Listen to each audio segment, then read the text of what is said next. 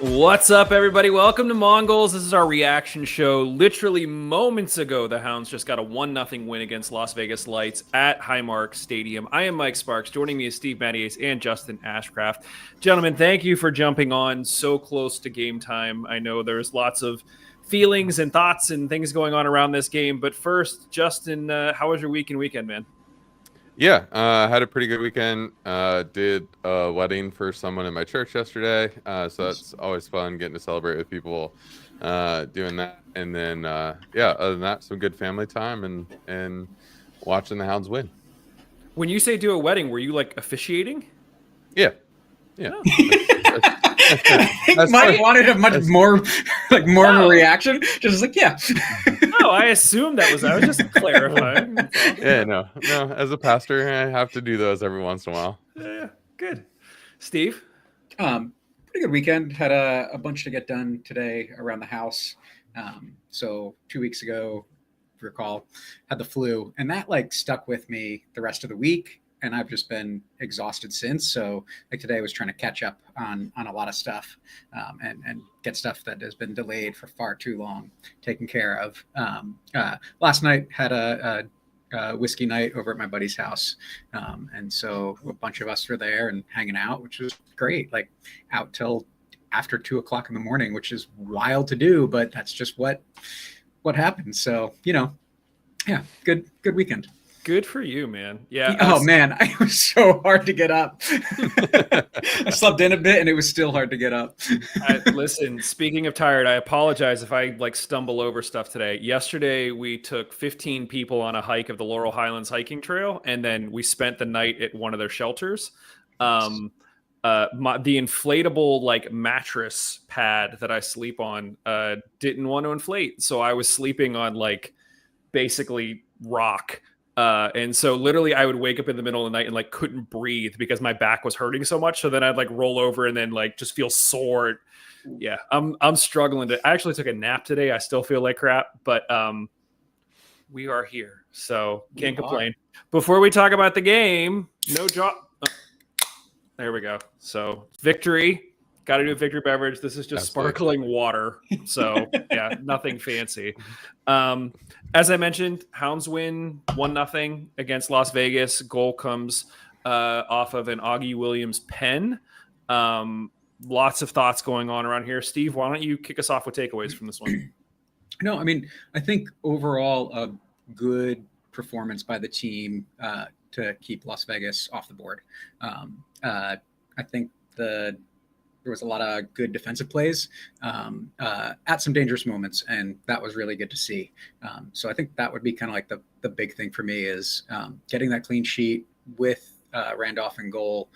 So a little bit of shake up in the back feels real good. Yeah. Justin, Randolph in goal. Were you surprised to see that in the lineup? Maybe a little bit. I don't know. I mean, I think like, as we know, Bob's a tinkerer. He'll tinker with lineups and all that kind of stuff. And so I'm not surprised with, a bottom of the West team coming in, on flight delay, all the things that led into this game. I'm not surprised to see him going to the backup keeper and saying like, hey, it's good to get him some minutes right here at the end of the season. Because come playoff time, if Dick goes down early in a game, Randolph's got to step in and be ready to go. So, seeing game time is never a bad thing, I don't think. Yeah. To your point, I failed to mention that this game was supposed to be played yesterday. It was a Saturday night game at Highmark. Las Vegas had travel issues, and so therefore the game was pushed to Sunday. So a lot of people had to sort of change plans last minute. That said, it still looked like the game was well attended. The guys were still able to adjust and put in a performance, so that's good. Yeah. Justin, give me another takeaway. For me, I think your sparkling water was probably a pretty apt description of this game. It wasn't overly pretty. I didn't think it wasn't overly negative either, but it's got the 1-0 scoreline at the end. So, you can't complain about that necessarily when we're in the, we're in the throes of the middle of a playoff race and trying to figure out how we're going to make the playoffs and how far can we go and where can we end up in the table and all that kind of stuff. So I do think, I'm glad for the 3 points. Would have liked to see another 2 goals. And it's not like we didn't have the chances to do that. So disappointed we couldn't put more goals in the back of the net. Yeah. Steve, how do you feel about the fact? I mean, I don't want to come across as overly negative here. It's good that we got the 3 points, but Las Vegas is the last place team in the West. And the fact that our only goal came off a pen still leaves me conflicted about how I feel about our prospects down the stretch. How do you feel at the result of this one? Yeah, no, I mean, that is definitely something that immediately after and during the game, I think I was starting to think about, like, where are we scoring goals against teams that are much better, right? Because if we can't score a goal from open play, despite some of those chances against a team that has not performed well all season and isn't currently performing great, it continues to kind of have some of that concern for me that you've got guys like Sample putting it off the bar. You've got a few other guys putting it outside the post, or you've got that Larson shot at the very end where, okay, credit to the keeper staying in the position he needed to stay in and making a good save. But if you want to be a forward in this league, you've got to find a way to get past the keeper on that. And so, just a little disappointed and questioning, like, what does this look like if we're playing, if the season ended today, we'd be playing North Carolina in North Carolina. Are we going to win a game against North Carolina if we played like we played tonight? That's not a given in that case, right? And so you got to do more. Got to bring in a cool guy. I don't think he actually knew this because he was at the game, but Drew, a.k.a. Mondo, on the broadcast, they had you front and center and said, basically, hopefully everyone can be cool like this guy. So you're getting shout outs on the broadcast. How are you doing, my friend? I'm good. I'm glad they want to be as cool as me. Because so these kids in front of me kept saying 6'7", and I still don't know what it is. And I feel so old. I just want you to know how old I feel. Yeah. From that. Yeah, the whole 6'7" thing. We'll talk later. But I suffered through that all weekend. Yes. Please call me in, because it has been driving me nuts, and I get no answer from the internet. What are your thoughts on the game? All right, okay, so the good thing, the mega moment of the match, obviously goes to them playing It's Raining Tacos by Perry Grip, because that is the most mind-blowing song ever. If you haven't heard it, go look it up. It's on YouTube, it's on Spotify, it's on all the music. I am not paid by Perry Grip, but I love that creator because they created It's Raining Tacos, which is a brilliant song. More seriously, that PK by Ogden was great, and that made the whole difference this game.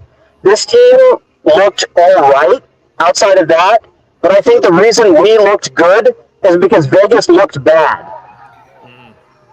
Yeah. Vegas made us look good, and that's concerning to me. That said, the best player on the field for me, the whole match, Junior had 2. Yeah. We're going to get to Junior. I want to talk about that for sure. Yep. Yeah. Appreciate you calling in from literally the turf. Any other final thoughts, Mondo, before we let you get to your, I'm sure, autograph? Hold on, we're getting a picture on Mongols. Literally, he's getting a picture taken with a fan right now. So. It's on Liz's fault. Blame Liz. And there's Liz, yes. No, this was a very important win. The race for a home playoff game is tightening up. This was a very much needed 3 points towards a home playoff game. That said, I think we're keeping pace with the league right now. Yeah. Oh, hold on, look at this. Oh, hey, it's Peter. Anything can happen when you're live. All right, Mondo, go enjoy the win. Appreciate you calling in. We'll talk to you soon, my friend. No problem. Talk to you guys soon. And back to you at the studio. Oh my gosh. All right, so he mentioned Junior Etu there. That was one of the notes that I had, that I felt like this game was like classic Junior Etu that we've been really missing all season. The pen comes because he drove towards the goal. I don't think he had any intention of crossing. If you watch that play, he shielded it really well and knew what he was doing when he went down. Mm-hmm. Excuse me. Steve, thoughts on Junior in this one? I think this might be Junior's best game of the season. Throughout the night, he reminded me of what we saw from him last year regularly, and that was really great to see. And so hopefully that means like some of those issues that he was dealing with some of his lingering injury follow-up stuff, like hopefully that means that's gone and he's back playing to himself. So really, really happy with his play. He had a couple of great drives into the box, some good crosses. I felt like he was driving the offense for the majority of the Hounds attacks. And that's what you want to see from him. I feel like that when we don't have somebody like Junior that's driving into the box like that, we've talked so much about how the offense just kind of stalls out. We get really good at getting deep, and then we send in crosses because we don't know what else to do. But when you have somebody that can pick up the ball 20, 25 yards out, and they're not reserved to just go straight to the corner, they're willing to cut inside and drive at the box, then that gives you another dimension on offense that we have absolutely been missing. So I think the difference is, and you saw this a little bit tonight, is it's not just that he's able to get himself into the box, but he's able to do it in a few different ways. I mean, we regularly have seen him get down to the goal line and cut in and try to make a tight across the six pass. But there was a couple moments tonight where he cut in earlier and came in at more of a diagonal run. And so that changing of his attack, I think, really is great for the Hounds and for the offense because it can really push defenders to have to make decisions and not know what to expect. And so if he's splitting his attack modes, it's really good. And keep doing that, dude. Yeah. So Etu having a good game. Justin, thoughts on, what else you saw out there tonight? Yeah, just continuing the Etu thoughts just a minute. I think one of the things I really like about the way that Etu drives and then crosses is he's got a really he knows what our players who are coming into the box want to do. And so a lot of times I think Augie really likes near post runs and generally makes those, and which typically leaves the far post open. And so many times we float crosses to the back post and there's no one there because Augie, that's not the run that Augie makes most of the time. And so when Junior's driving like he was tonight, it does give a whole nother dimension because he can find that near post run where some other guys, when you're outside the 18 trying to cross into the box, you have to go deep or it's harder to find that near post run. So that actually does make things look really good from that end. Other things I saw, it was good to see Walty back on the field for a little bit there at the end of the game. Who knows what he's working through because we never find out anything from the team. I was going to say it was like his upper thigh was wrapped. And I was almost like, is that your message to us that like, that's what's been going on? It could have been under his shorts, but it was totally like over the shorts wrapped up. Like, yes, I have been hurt. Don't worry. So, it was nice to see him back on the field though. Yes. I thought it was an interesting look at the end of towards with the 70th to 80th minute, putting Boone and Jockeson on the field and leaving Augie on the field, and kind of getting three bigger forwards on the field. I didn't really lead to anything in the 10 minutes they were on the field together. But it's an interesting look if that's something we could go for towards the end of games. It's an interesting thought. I thought Jockeson really kind of showed. There are times that I feel like Jockeson gets a little too much in his head and gets a little selfish, but I thought that especially for that run of whatever was 20 minutes, that he really was doing some good things.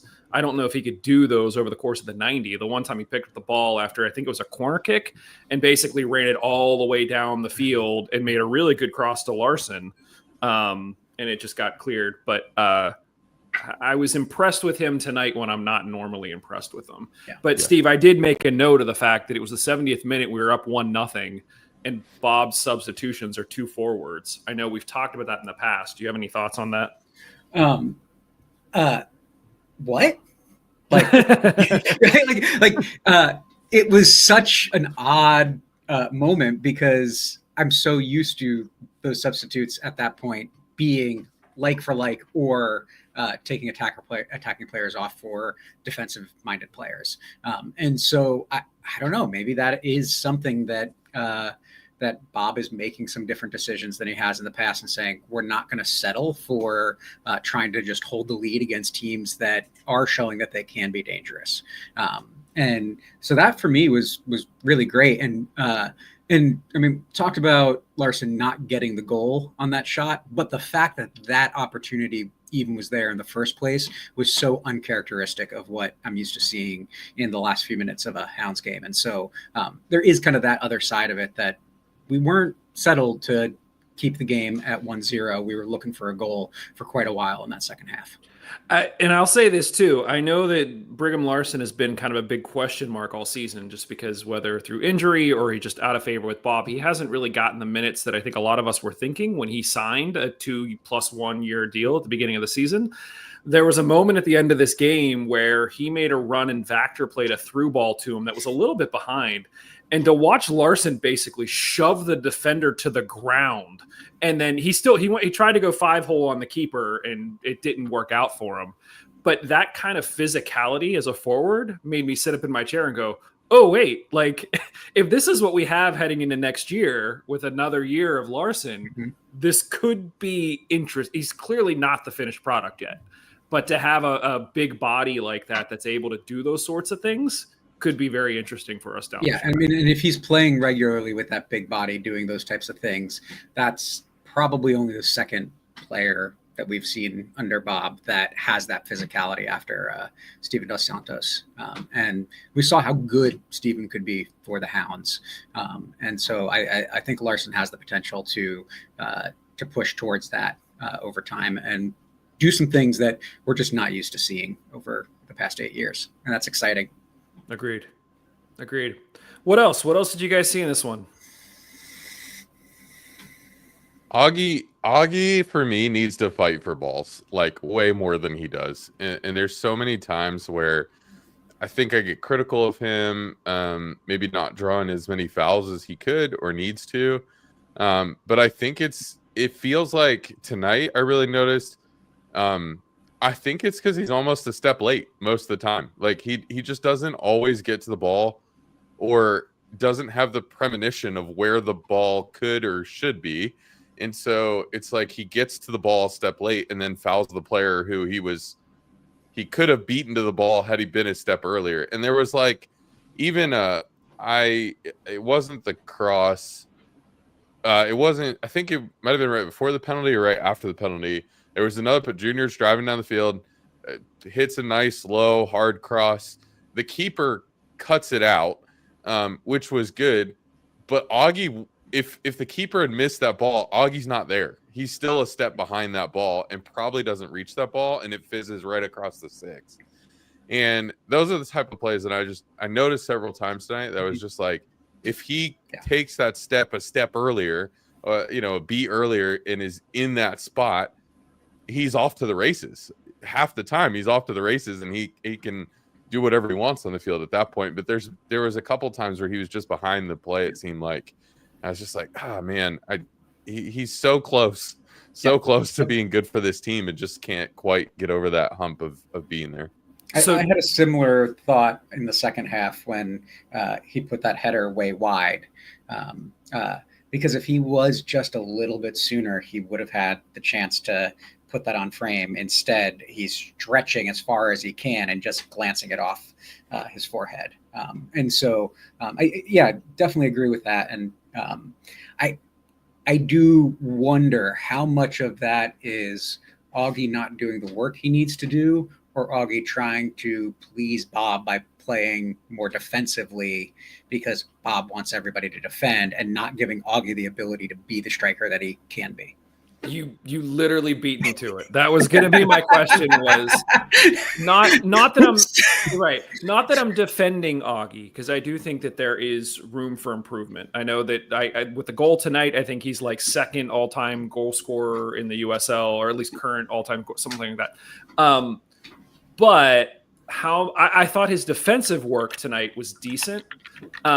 So how much of this is him just having to cover a little bit more field because he has to play defense than if he had the freedom to float a little bit more, he could score. I think in some of those situations, Steve, like you just mentioned, where you're kind of getting into position for a cross, or Justin, when you're trying to make a late run, I kind of feel like then the notion of you having to start a step further back isn't really in play. Like you're kind of part of that attack as you're rushing forward.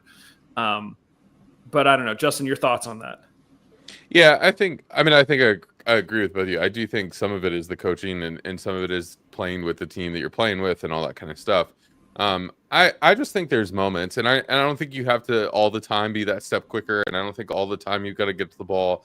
There's plenty of times where he's just a pest, and like the defender makes a pass back to the keeper and he starts sprinting at the keeper, which makes the keeper make a slightly errant pass, which gets the ball back to the Hounds. And that kind of stuff never shows up on the score sheet. You're never going to see that and go, hey, look, Augie's doing great things. But that's the kind of plays that he causes at times. And so I do think, you've got to give him the credit for working defensively and kind of being that first defensive line on the field for us. But I do wonder if, 4 times a game, 6 times a game, he would pick a different spot on the field and start a step further or a step quicker or be a little more proactive or brave or create, whatever word you want to use. I sit here as I say that, I'm like, that's the word that Kevin always used, bravery. You got to have a little bit more bravery to get to the ball. But I do think if he would pick 4 to 6 times a game to do that, the goals might go up pretty quickly. Yeah. Agreed. So you mentioned him being second all time. And so I wanted to see what the numbers were. And the surprising thing for me is that we had talked so much about how much we would like to see more offense. But the 3 top goal scorers in league history have all played for the Riverhounds under Bob Lilly. Now, granted, Dane Kelly did very little. And Nico Brett hasn't been here for years, but it just was interesting that it's like, there is that the solution though, that he's like trying to get these guys that are eventually or have already proven that they can score goals, and then it doesn't work out except in the case of Brett, and you're just relying on that. And I think eventually we'll probably see Albert Dequa encroaching on that list. So just an interesting thing that I just looked up in the meantime. Yeah. Agreed. Guys, anything else that we feel is noteworthy from this game before we pick our top 3 and talk a little bit about what's to come here? I don't think so. Just temperature check at this point. Justin, are you excited to watch this team? Or are you kind of like, meh, we'll see what they do? I'm always excited to watch the Hounds. I think anytime, anytime one of my teams are playing, I get that little nervous feeling in my stomach and I want to know how they're going to do and what the score is going to be and all that kind of stuff. I think for me, like I would have liked to see a little bit of a different mentality from this game. To your point, Steve, I don't think we settled for 1-0. But I think we started to, with like 15 minutes left in this game. We started to a little bit, which let them get on us a little bit. And then they had the shot from half field, where Randolph's a little bit lazy and getting a little out of his net. And then, they try that. Then another one comes in a few minutes later, bounces over the defense a little bit, chip shot that didn't go in, all that kind of. And I would have liked to see the Hounds kind of shut some of those down early, or have been up 2-0 or 3-0, where it's like, okay, if we give up 1, it's okay. We don't want to, but if we give up 1, it's okay. But then you have that feeling in your stomach the whole, I had that feeling in my stomach the whole maybe 15 minutes left in the game. I think I turned to Laurel and I was like, I got a bad feeling about the rest of this game. And then, luckily Las Vegas didn't score, but they had their chances. So I would have liked to see a little bit of a different mentality in this game. But can't complain when you come away with 3 points. Steve? No, I think Justin sums that up well. I don't feel great, and I look at where we are, and I'm like, how is this team 2 points out of a home playoff game with probably the most favorable schedule of the teams between us in that, right? We've got more low-ranking teams than the teams ahead of us. So getting into that 4th spot is very possible. And it's that same thing we were talking about at the very beginning of the show of, yeah, we got to win. And great. Like, I'm excited to get a win. But I think I want to see them doing more in a game like this to help me feel like we are doing the things we need to do to seal our position on the table and climb the table and have a chance to do anything different in the playoffs. And so, Yeah. I want to talk about that in a second. Let's do our top 3. Justin, give me someone that you would put in the top 3 after this one. I'll take the easy one, Junior. Okay. Steve? I mean, God, I gotta give it to Luke Biasi tonight. I think he played really well, and he had a couple of game-changing moments. Right at the end of the game, I mean, he tracked that attacker down and kept the pressure on, and gave him no space to get the early cross off. And if that early cross comes off, it's a really dangerous ball that could have ended up in a goal. And so I look at that as a play that potentially preserved the win, and really like that from him. I totally agree with that, Steve. I turned to Laurel, and as soon as that play, I said that was an incredible play by Luke to be tight there, but not be so tight that you he didn't give the referee a decision. There was no decision to make there. He didn't even make the referee think about it, but he stayed tight enough that he couldn't really do anything with that ball. That was an incredible defensive play. For the third, I feel like and you guys can challenge this. I feel like it could go to any number of players. I thought that Beto had a decent game. I thought that, again, Robbie had that one turn where if he had put it on net, it would have been up for goal of the week. I thought that All had a few moments. I thought Danny had a few moments. I'll probably give it to Augie just because of the goal. I feel like that's what we have to do, but I'm willing to be challenged on that. Do either of you agree with that? Steve? I don't want to challenge that. I do want to say the other person in the conversation for me is Randolph. That I think he showed really well in his chance, and showed probably better than he has in some of his other chances this season. And so some bold plays, made a great save in the beginning of the second half. And it was just good to see him play well, but not top 3 material, but just like what I saw from him. Before we organize the top 3, would you be surprised to see Randolph in goal next week? Yes. Justin's nodding his head as well. I think I would be too. Yeah. Okay. So in terms of order, do we go Etu, Biasi, Augie? Yeah. That kind of feels like it to me. Yeah.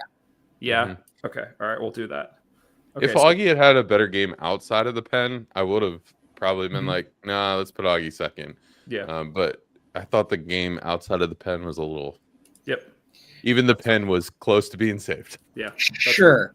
But the one thing I do really appreciate about Augie is he's had a few chances from the spot, and he is not hesitant in his decisions. He's decisive. He puts power behind it.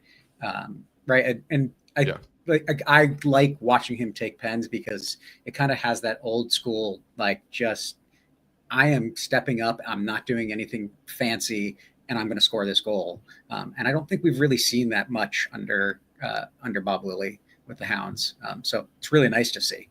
Yeah. So guys, let's talk just a little bit about, we literally only have 4 games left to the season. I don't have the latest table to put up on the screen, but I'm going to just sort of talk through it here for a second. So after this win, the Hounds are currently in 6th place on 37 points. We are currently 2 points out of 4th place, which Loudon holds. We're 1 point back on Hartford, who are in 5th place.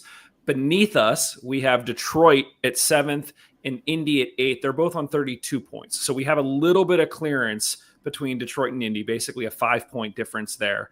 At this point in time, the remaining games that we have, Steve, you mentioned, we have a really good run in. We are at Miami, then we are home to Indy, then away to Monterey Bay, and then we finish the season home against Phoenix. All 4 of those teams are in the bottom half of the table in both the East and Western Conference. So my question to you is, We're currently in 6th. Based on those last 4 games, based on what we've seen of this team, how confident are you if I asked you to pick one of these 3 options? I'm going to say home playoff game, so like 4th place, making the playoffs or not making the playoffs. Based on that final run, based on what we've seen, which one of those 3 do you think are most likely to happen, Justin? I think tonight's win kind of assured us of 6th place. So I think I'm almost 100% confident we're going to end up in 6th or better. I know that doesn't really answer your question the way you wanted it answered. No. Yeah. I feel like, I don't see us dropping to 7th or 8th or out of the playoffs. So I think we avoid Charleston and Louisville in the first round, and we could be home or away. Yeah. Yep. Okay. Steve, you agree with that? Yeah. And I think like Justin sums it up really well. I'm not confident enough yet that we get the home playoff game.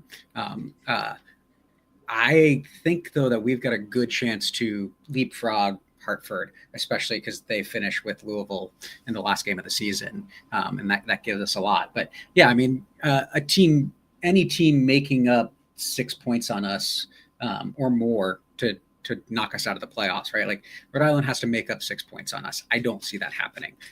They would have to be great, and everybody else would have to be great and stay ahead of us at that point. And so 5-6 points is a lot of ground to make up in 4 games when the Hounds have some easier games on the schedule. And it's nice that our away games are against teams that are beatable, right? Like that should be very beatable. Those are winnable games away to Miami and to Monterey Bay. I'm not going to ask Justin because I know his response is going to be, but we're going to Miami. Is that a must win, Steve? I mean, yeah. Not in the sense of does that change the playoff picture? It's a must win because you have to beat the team at the bottom of the division to be taken seriously at this point in the season. Yeah. Justin, you okay with that? Yeah, I guess. I just put more stock. The game that I put a lot of stock in is that game against Indy. If with the 6 point swing, you beat Indy, that basically assures that Indy's going to end up lower than you. Otherwise, you got to lose 3 and they got to win 3, and that's probably not going to happen. And so I do think, you get a win against Indy at home, at Highmark, all of that kind of stuff. That feels like all right, we're good. We're in. I feel like we'll have clinched playoffs at that point in time. Kind of regardless of what we do against Miami, but I think we'll have clinched playoffs if we beat Indy. Yeah, this is it. We're down the stretch. It's hard to believe there's only 4 games left of the season, but it's been a crazy one for sure. Lots of different storylines.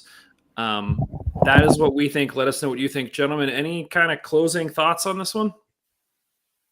Yeah, I'll go back to what I said a minute ago. I mean, I do feel like the mentality of this team just worries me a bit. This felt like a game you could have put your stamp on, put your foot down, get the 3 or 4 goals, make yourself feel better about scoring goals, all that kind of stuff. And you were so close to it. Larson gets someone through the keeper. Brad Samples 6 inches lower. There's so many. Augie is a step ahead of where he was on that header. There were so many plays that were just that close to being, more goals. And, but I would have liked to see them kind of put their foot down. And I do think at Miami, you probably will have another chance to do that for the most part. And so I'd like to see them do that because I think that's how you're going to beat teams in the playoffs. But then I also look at, one of the things I said during the game tonight to Laura Ellen as we were sitting there watching too, is I said, it's so ridiculous how Pittsburgh just plays to whatever team they're playing. They play down to Las Vegas, they play up to Charleston and all that kind of stuff. So all of that gives me a little bit of hope that all right, we get playoffs. We'll, the mentality could be there because we play up or down to whoever we're playing anyway. Yeah. Agreed. Alrighty. Well, thanks, guys. Yeah, I appreciate you jumping on. I know this is later than usual, but as soon as the game was over, to sort of share our thoughts. We will be back to talk about Miami next week, obviously. And if anything happens in the meantime, maybe we'll do a show there. Who knows? Probably not. I don't know what I'm saying. I told you, I'm getting loopy. Thanks, everybody. We will be back with more Hounds content for you very, very soon. See ya.